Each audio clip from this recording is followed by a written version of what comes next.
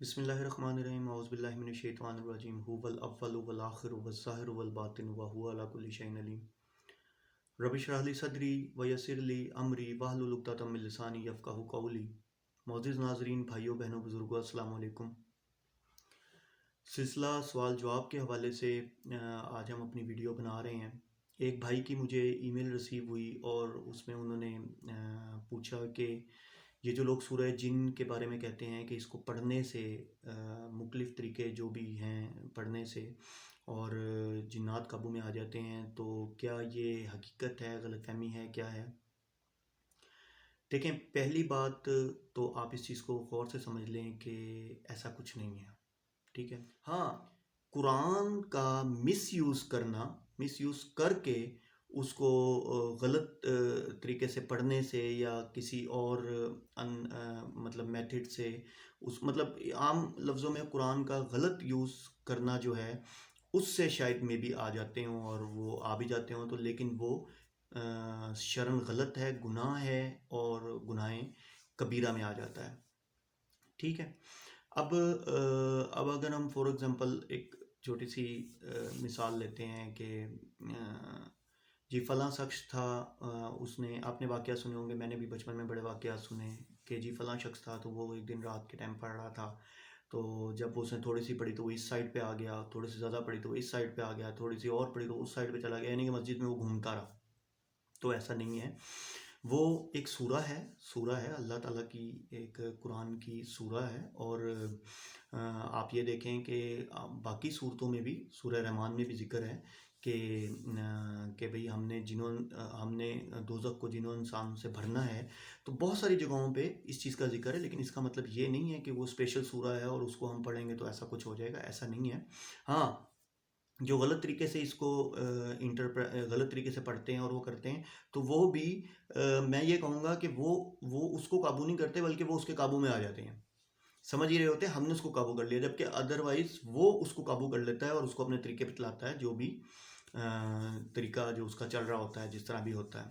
اب آپ دیکھیں، اس کی ایک چھوٹی سی مثال ہے کہ ہم یوں پڑھ لیتے ہیں کہ حضرت ابوبکر صدیق رضی اللہ تعالیٰ عنہ انبیاء کے بعد صحابہ میں پہلے خلفاء راشدین بھی رہے ہیں، ان کے پاس کتنے جن تھے، یا کتنے جن انہوں نے قابو کیے تھے؟ کوئی بھی نہیں، کوئی ان کے پاس نہیں تھا۔ اچھا، اس کے بعد آئے تھے ہم حضرت عمر رضی اللہ تعالیٰ عنہ کے پاس، کہ جن کے بارے میں تو سورہ بخاری شریف کی حدیث ہے 3294 آئی تھنک، تو اس میں حضرت عمر رضی اللہ تعالیٰ عنہ کے بارے میں کہا گیا ہے کہ جہاں سے عمر گزرتا ہے وہاں سے شیطان جو ہوتا ہے بھاگ جاتا ہے۔ تو پھر ان کے پاس کتنے تھے؟ ان کے پاس نہیں تھے۔ ہمارے یہاں مفتی صاحب کے پاس 80 ہوتے ہیں، کمال ہے ویسے۔ تو 3294 حدیث کے اندر یہ بات واضح ہے کہ سورہ بخاری شریف کی ہے کہ جہاں سے عمر گزرتا تھا وہاں سے شیطان بھاگ جاتا تھا۔ تو حضرت عمر سے بھی ہمیں کوئی ایسی بات نہیں ملتی کہ انہوں نے بھی، پھر آپ آ جائیں صحابہ پھر تبع تابعین، کسی سے بھی۔ اچھا، پھر اس کے علاوہ جو ہمارے 4 امام ہیں، فقہی امام ہیں، جن کو امام شافعی، امام احمد بن حنبل، امام ابو حنیفہ، اور آپ ان کو دیکھ لیں، امام مالک، آپ ان کو دیکھ لیں، کیا ان کی کسی روایات یا ان کی بک سے یہ چیز ثابت ہے کہ ان کے پاس بھی کوئی 100 کی تعداد میں تھے، کسی کے پاس 80 کی تعداد میں تھے؟ ایسا نہیں ہے، ٹھیک ہے؟ ہاں، غلط طریقے سے یوز کرنا اور اس کا مس یوز کرنا اس سے ہو سکتا ہے، لیکن جب آپ دیکھیں، نبی پاک صلی اللہ علیہ وسلم نے واضح طور پہ فرما دیا کہ جادو کرنے والا، بلکہ قرآن پاک میں یہ ہے کہ جادو کرنے والا جو ہے وہ کافر ہے، یعنی کہ انکار کرنے والا ہے وہ کافر ہے، باقاعدہ کافر کا اس کو لیبل لگ گیا، تو پھر آپ کیسے اس چیز کو مطلب وہ کر سکتے ہیں؟ تو کاہن، جادوگر، کوئی بھی ایسی چیز، کوئی بھی آپ کو اگر ایسا رستہ بتاتا ہے تو آپ اس رستے سے دور جائیں، ایسا کچھ بھی نہیں ہے۔ قرآن ہدایت کی کتاب ہے، اللہ تعالیٰ نے ہدایت کے لیے دی ہے، ٹھیک ہے؟ اور آپ یہ دیکھ لیں کہ پہلی بات تو آپ اپنے ذہن میں ایک چیز تو یہ بسا لیں یا اس چیز کو بٹھا لیں کہ ہم ان کو نہیں دیکھ سکتے۔ ہاں، وہ ہمیں دیکھ سکتے ہیں، لیکن ہم ان کو نہیں دیکھ سکتے، ہم کسی بھی صورت ان کو نہیں دیکھ سکتے ان کی اوریجنل حالت میں۔ ہاں، شکل بدل کے کسی کی صورت میں آ جائیں، لیکن اگر وہ شکل بدلیں گے تو وہ پھر طبعی قانون کے مطابق اس شکل کے اندر پورے ڈھلے جائیں گے۔ فور ایگزامپل، کوئی شکل دھار کے آتا ہے کسی انسان کی، اس سے آپ کی لڑائی ہو جاتی ہے اور آپ اس کو اس کا بازو توڑ دیتے تو حقیقت میں اس جن کا ہی بازو ٹوٹ جائے گا. ٹھیک ہے. تو طبعی قانون جو ہے یہ نہیں ہوگا کہ آپ اس کو مارنے لگیں گے تو وہ یہ غائب ہو جائے گا، ایسا نہیں ہے.